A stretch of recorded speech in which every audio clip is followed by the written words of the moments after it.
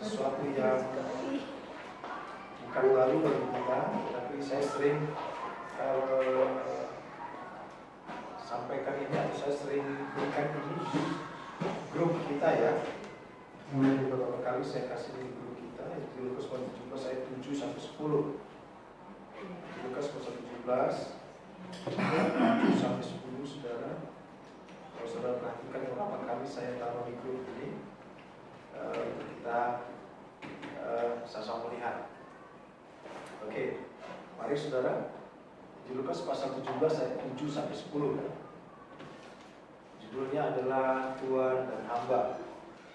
Bukan Tuan dan Nyonya ya, Tuan dan Hamba. Di Lukas pasal 17 ayat 7 sampai 10 firman Tuhan katakan, siapa di antara kamu yang mempunyai seorang hamba yang membajak atau menggembalakan ternak ya. Menggembalakan ternak, berarti hamba itu kerjanya membajak atau menggembalakan ternak baginya. Dan berkata kepada hamba itu setelah ia pulang dari ladang, mari segera makan. Bukankah sebaliknya ia akan berkata kepada hamba itu, sediakanlah makananku, tunggangmu, dan layanilah aku sampai selesai aku makan dan minum. Dan sesudah itu engkau boleh makan dan minum. Adakah yang berterima kasih kepada hamba itu karena hamba itu telah melakukan apa yang ditugaskan kepadanya? Demikian juga kamu, apabila kamu telah melakukan segala sesuatu yang ditugaskan kepadamu, hendaklah kamu berkata, kami adalah hamba-hamba yang tidak berguna, kami hanya melakukan apa yang harus kami lakukan. Puji Tuhan.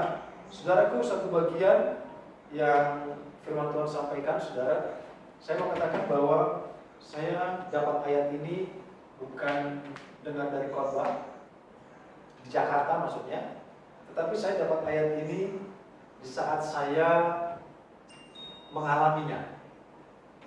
Jadi pada saat sebuah ayat kita alami, itu sangat berkesan dan sangat memberkati kalau menurut saya. Karena bagaimana saudara, saya dapat ini ayat ini kurang lebih tahun 2012 di saat Tuhan percayakan atau gembala di mana saya waktu itu menjadi pengerja. Saya dipercayakan membawa kurang lebih 32 orang tim yang terdiri dari kurang lebih 12 jemaat, 20 hamba Tuhan. Jadi saya hamba Tuhan paling muda, pekerja paling muda, tetapi saya disuruh menjadi ketua untuk membawa 32 orang dari Jakarta menuju Kupang. Ya, jadi perjalanan waktu itu mungkin saudara sudah pernah melihat videonya. Perjalanan waktu itu di Jakarta, yang harusnya kapal berangkat itu jam 5 sore. Puji Tuhan, kapal mundur berangkat dari jam 2 pagi. Jadi kita dari jam 5 sore sampai jam 2 pagi luntang lantung di Tanjung Priok, saudara. Ya, di terminal Tanjung Priok yang super joroknya waktu itu kami itu. Perluntang lantung itu berapa jam itu, saudara ya? 9 jam. Wah, ya kepalanya mau marah gitu. Habis itu kita masuk kapal dan kita berangkat dari Jakarta, Semarang, masuk ke Batu Licin, Kalimantan, Makassar dan sebagainya. Saudara, itu perjalanan kurang lebih 2 minggu, 3 minggu, saudara. Kita melayani kurang lebih hampir 5 sampai 8 gereja. Jadi saya katakan saya dapat ayat ini di saat terakhir kami ada di sebuah gereja di perbatasan antara Kupang dan Timor Leste. Jadi saya bawa mobil, saudara, dari sebuah gunung di Kupang, Oenif namanya, Oekona, bawa mobil pickup, turun dari gunung, kita masuk ke sebuah gereja kurang lebih perjalanan 6 jam sampai perbatasan Timor Leste. 3 minggu perjalanan membawa, kalau jemaat sih nggak begitu bersyukur-syukur, saudara. Yang bersyukur dulu hamba Tuhan, ya, membawa hamba Tuhan yang adalah senior saya. Nah, saya katakan mari kita perhatikan kembali, saudara. Saya dapat ayat ini menjadi pengalaman saya. siapa di antara kamu yang mempunyai seorang hamba yang membajak atau menggembalakan ternak? Saudaraku, ini bicara tentang penggembalaan, bajak bicara tentang pekerjaan. Ya, saudaraku, ini bicara tentang tuan dan hamba, bicara tentang Allah yang adalah tuan dan kita adalah hamba. Saya mau katakan bahwa kita semua yang ada di sini adalah hamba bagi Tuhan. Karena di bagian lain kita bisa perhatikan bagaimana manusia menjadi hamba bagi dosa. Jadi hanya dua perhambaan, saudara, menurut Alkitab. Perhambaan kepada dosa atau perhambaan kepada Tuhan. Ya. Jadi saya yakin kita semua adalah hamba Tuhan. Dan firman Tuhan katakan, siapa di antara kamu, ini bicara Tuhan, yang mempunyai seorang hamba yang membajak atau menggembalakan.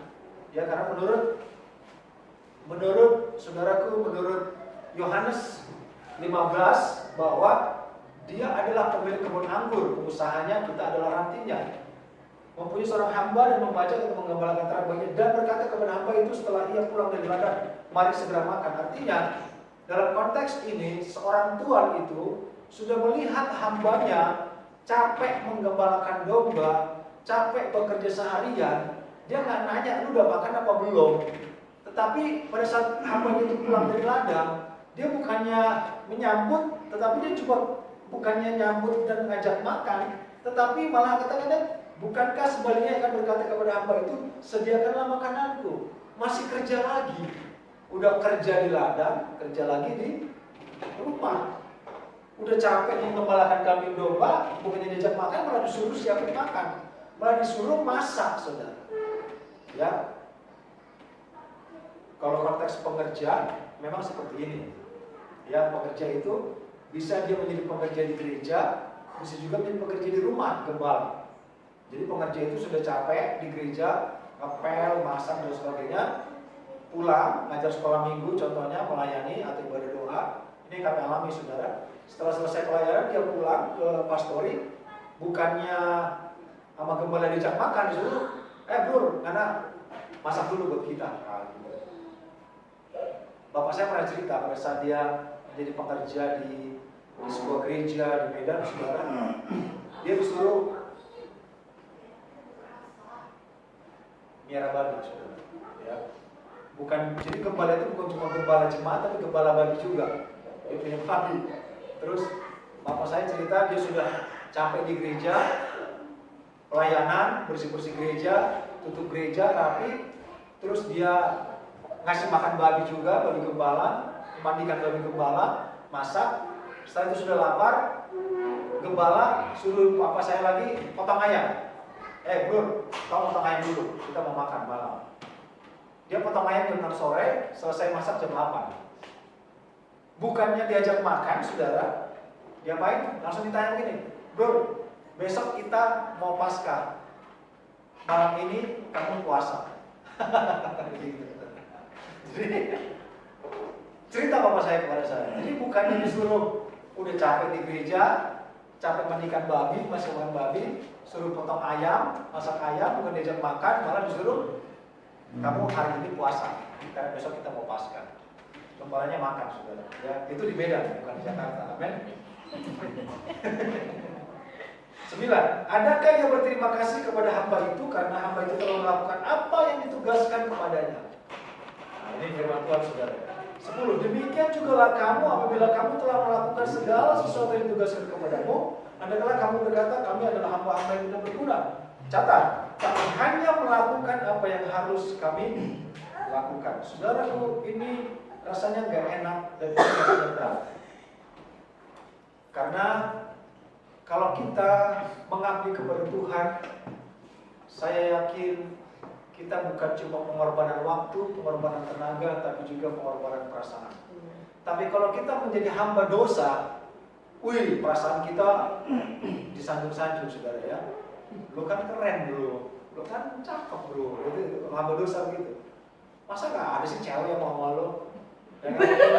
Walaupun maaf ya, spontan lagi rumah. tapi kamera di sini bukan di sana ya. Kalau orang menjadi hamba dosa, dia tidak perlu bayar harga, saudara. Karena dosa itu sudah menjemput langsung. Dosa itu sudah ada di sekitar kita. Tetapi saudara, firman Tuhan kata upah dosa adalah Maut. ya. Tadi kita nyanyi pujian menyenangkanmu. Saudaraku, manusia terbatas menyenangkan manusia. Saya mungkin bisa mengecewakan dan pasti mengecewakan saudara. Tetapi saya mau katakan hidup kita sudah Tuhan tentukan menjadi hamba bagi Tuhan. Amin. Saya selalu katakan dimanapun saya khotbah, saya tidak pernah menganggap GPD Eklesia adalah jemaat, tetapi sahabat bagi saya. Amin. Dan seorang sahabat yang baik selalu kita mengkoreksi, selalu kita mengingatkan. Amin. Selalu kita menyampaikan.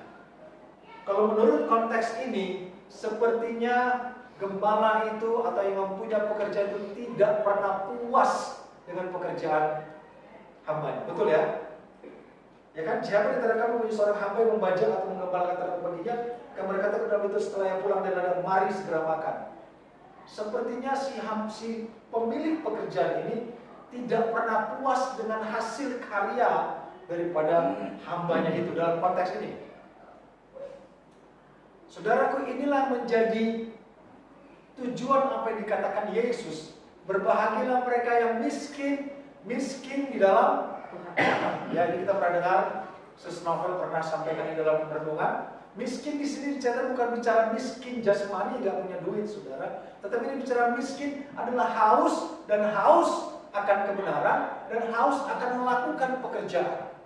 Ya, saya nggak bilang gembala, tetapi tadi siang saya telepon conference call dengan Kasih Hit, saya conference call juga dengan Bung Dedi. Kita konsul bertiga. Saya bilang, Tuhan tanamkan visi kepada saya.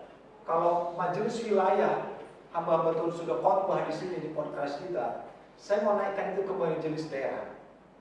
Saya mau buatkan film pendek untuk menyampaikan, saya katakan menyampaikan kepada hamba-hamba Tuhan bahwa podium kayu ini sangat terbatas.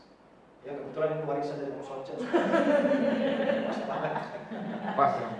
Panggungnya pun warisan dari Musoca. Ya, puji Tuhan. Banyak hamba Tuhan itu berebut panggung kayu, ya, podium kayu. Sementara yang mendengar cuma berapa orang dari kita. Ya. Bahkan banyak hamba Tuhan saudara teriak-teriak apa. Padahal yang mendengar cuma 3 orang nenek-nenek, saudara. Serius. Podium kayu diperebutkan, dipertahankan, diributkan. Saya katakan kepada Kasih saya sendiri, mari kita buatkan sebuah film pendek untuk kita menggugah hamba-hamba Tuhan majelis wilayah, kita sudah pegang.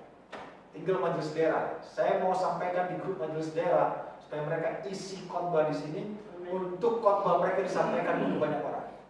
Saya sudah berkunjung ke beberapa pelayanan di wilayah Banten, saudara. Saya mau katakan, saudara, bahwa mereka membutuhkan berpotensi. STH, MTH, saudara. Sekolah kita kelas 1, kelas 2, kelas 3, kelas 4. Kalau ada. Enggak ada. Tetapi banyak dari mereka, sorry to say, jemaat hanya 2-3 orang. Apakah gembalanya memang seperti itu? Apa jemaatnya yang nggak mau ibadah? Saya nggak tahu, dan itu bukan urusan saya. Tetapi saya mau pakai potensi mereka untuk khotbah di podcast kita untuk disampaikan ke seluruh dunia. Karena firman Tuhan katakan, beritakan, ya, pergi ke seluruh dunia, beritakan kebenaran firman. Ajar mereka, didik mereka, saudara. Kalau khotbah hanya terbatas pada podium kayu ini, saudara, pemberitaan firman tidak akan efisien. Sekali lagi saya katakan, saya sebagai hamba Tuhan, tujuan saya menyenangkan hati Tuhan. Amin. Dan hidup saya untuk menjaga perasaan Tuhan. Saya sudah pernah sampaikan. Dan konteks ini berkata bahwa sepertinya gembala itu bukan gembala maksudnya, karena di sini mempunyai salah hamba yang membajak atau menggembalakan. Berarti gembala itu hamba di sini. Amin. Yang mempunyai pekerjaan adalah Tuhan. Yang punya pekerjaan adalah Tuhan sendiri. Amin. Dan di sini dia katakan dia tidak pernah puas. Kenapa dia tidak pernah puas? Karena supaya apa? Supaya kita pun tidak pernah merasa puas. Amin. Banyak orang memiliki kepuasan rohani. Saya mau katakan saudara, ini ada di gembala. Saya dipercaya oleh gembala saya sudah almarhumah. Saya pekerja yang paling bontot saudara, paling junior. Tetapi saya dipercayakan banyak sekali event, banyak sekali perkara yang besar. Sampai kepada family camp 300 kakak saya yang lead. Saya katakan kepada kita semua, saya tidak pernah merasa puas. Saya tidak pernah merasa bangga. Tetapi saya selalu katakan saya haus akan pekerjaan Tuhan. Saya haus akan apa yang Tuhan mau berikan kepada saya. Karena saya tahu Tuhan tidak pernah puas dengan pekerjaan saya. Amin. Mari kita lihat dalam Ibrani pasal 12 ayat 2 sampai 4 saudara. Ibrani pasal 12 ayat 2 sampai 4 dikatakan saudara, marilah kita melakukannya dengan mata yang tertuju kepada Yesus yang memimpin kita dalam iman dan membawa iman kita itu kepada kesempurnaan, yang mengabaikan kehinaan, tekun memikul salib, ganti sukacita yang disediakan bagi kita yang sekarang duduk di sebelah kanan tata Allah. Ingatlah selalu akan Dia yang tekun menanggung bantahan. Bantahan itu ejekan, hinaan yang sehebat itu terhadap dirinya dari pihak orang-orang berdosa. Supaya jangan kamu menjadi lemah dan putus asa dalam pergumulan kamu melawan dosa. Apa? Kamu belum apa? Sampai mencucurkan darah. Ada yang melayani Tuhan sampai mencucurkan darah, saudara. Mungkin mencucurkan air mata, iya. Mungkin mencucurkan keringat, iya. Mungkin mencucurkan ingus, bolehlah. Tetapi kamu belum sampai mencucurkan darah. Saya mau kasih gambaran kepada kita tentang Rasul Paulus, saudara. Dalam etika Yahudi, kalau tidak salah, seorang hukuman itu dicambuk 39 kali. Kalau sudah 40, itu dia tidak boleh dicambuk lagi. Jadi Yesus dicambuk 40 kali, saudara. Dicambuk. Wah, 40 kali dan cambuknya itu bermata-mata sehingga mencabik seluruh dagingnya. Yesus dicambuk 40 kali. Tetapi Rasul Paulus dicambuk 39 kali. Nggak nyampe 40. Pada saat Rasul Paulus dihukum, hakim katakan dia sudah berapa kali cambuk? 39 kali. Nggak nyampe 40, nggak nyampe. Cambuk lagi 39 kali lagi. Jadi Rasul Paulus kenapa dia katakan sampai mencucurkan darah? Karena Rasul Paulus dicambuk 39 kali 3 set. Kalau Yesus dicambuk 40 kali selesai.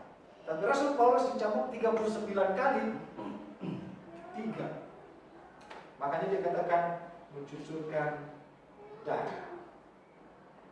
Yohanes 21:18 berkata, aku berkata kepadamu sesungguhnya ketika engkau masih muda, engkau mengikat pinggangmu sendiri dan engkau berjalan kemana saja engkau kehendaki. Tetapi jika engkau sudah menjadi tua, engkau akan mengulurkan tanganmu dan orang lain akan mengikat engkau dan membawa engkau ke tempat yang tidak engkau kehendaki. Artinya jika kita menjadi tua rohani, menjadi hamba Tuhan yang matang, saudara, kita tidak mengikuti lagi kehendak kita sendiri. Engkau masih muda, engkau mengikat pinggangmu sendiri, engkau berjalan kemana engkau kehendaki, apa yang gue mau.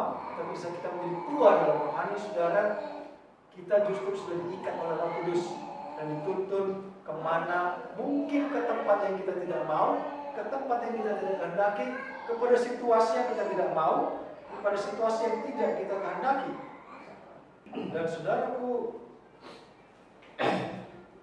kita harus berjalan maju karena kita membutuhkan pertolongan Tuhan dalam kehidupan kita. Sepertinya saya pun pribadi dengan Ibu Gembala, seakan-akan apa yang kita lakukan sudah cukup. Tetapi saya lagi katakan karena saya tahu Tuhan kita tidak pernah merasa cukup. Sehingga selalu ada ide baru, selalu ada keinginan baru, selalu ada melakukan yang besar dan yang besar dan besar. Karena kami atau kita harus memberikan yang terbaik kepada Tuhan. Karena harga darah Yesus, saudara, tidak bisa dibandingkan, disamakan dengan apapun pengorbanan kita, keletihan kita dalam kita melayani Tuhan. Saya sangat yakin kita super letih saudara, tetapi saudaraku, mari besok kita bernatal, amin. Minggu kita bernatal, 31 kita ada acara, tanggal 1 kita ada acara. Saudara, untuk siapa? Itu semuanya untuk Tuhan, amin. Pada saat kita mendengar tentang Natal, seperti gembala-gembala di padang, mereka bergegas meninggalkan semua kesibukan mereka. Mereka cepat-cepat ke Bethlehem melihat Yesus yang lahir karena domba di palungan. Ini menjadi firman Tuhan bagi kita bersama. Malam hari ini saya mau katakan, Tuhan tidak pernah puas dengan apa yang kita kerjakan, supaya kita pun tidak pernah puas dengan apa yang kita kerjakan, supaya kita terus haus akan kebenaran, haus akan apa yang kita mau kerjakan untuk Tuhan. Kita ingin pujian.